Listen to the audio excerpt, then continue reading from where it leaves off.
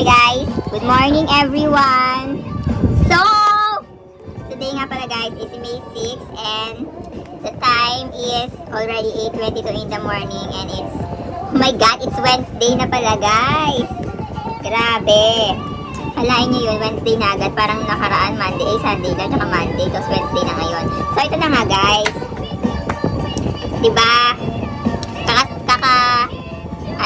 Basa ko lang ulit ng panibagong lesson kahapon, which is in transpersonal theory. Transpersonal, theory sa psychology naman. And, nanonood lang ako ng music video dito.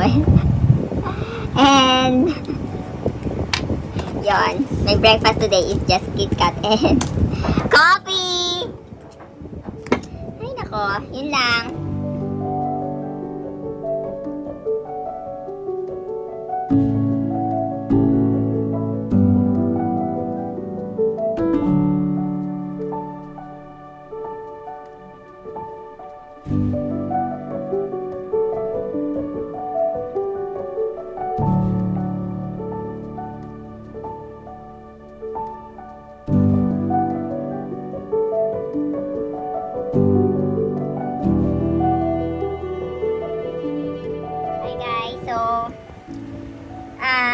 Yan nga pala ako ay gumawa ng melon shake and medyo kulang sa ingredients kasi walang milk. Dapat kasi ito ay may milk, sugar and melon, water.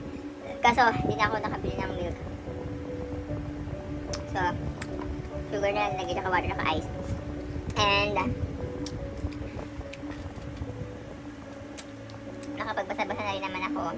And continue ko na lang yung aking lesson for today. Ano oras ba? So, mag-aalauna pa lang pala guys. So, yan. Cheers. Wanted you to check this out. Makikita nyo ba ang maganda ng na yan? Guys, can't you see that? What can you call about that? Sunset. The sunsetting. Ha? O, diba? How nice. Ano yan? Ito kinatali. Isa yung tali mo. Teka lang. Good. Teka lang.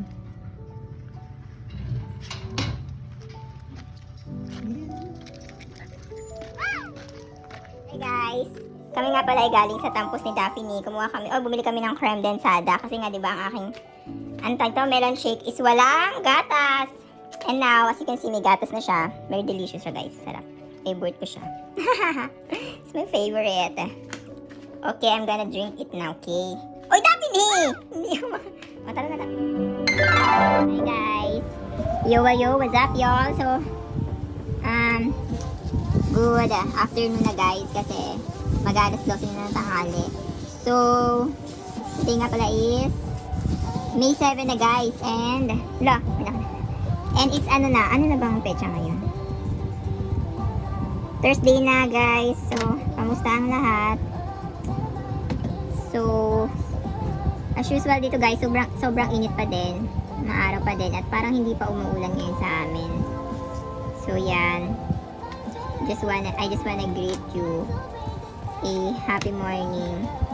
Happy morning to all. And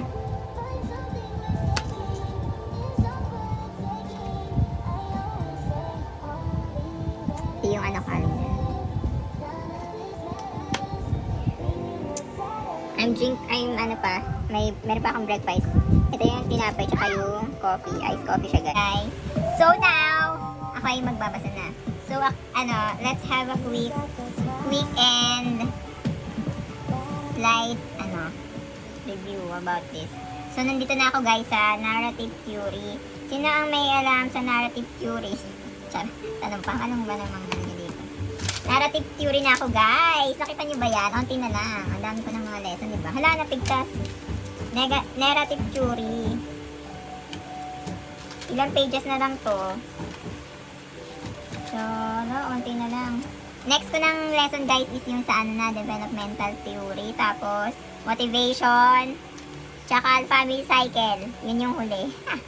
Family cycle. So, comment down below, tsari. Ano kaya yung next ko naman na, na itatackle? Tingin nyo guys. Ano kaya next? Kasi malapit na matapos to eh. Tsaka baka i-end ko na muna ang aking video vlog for today's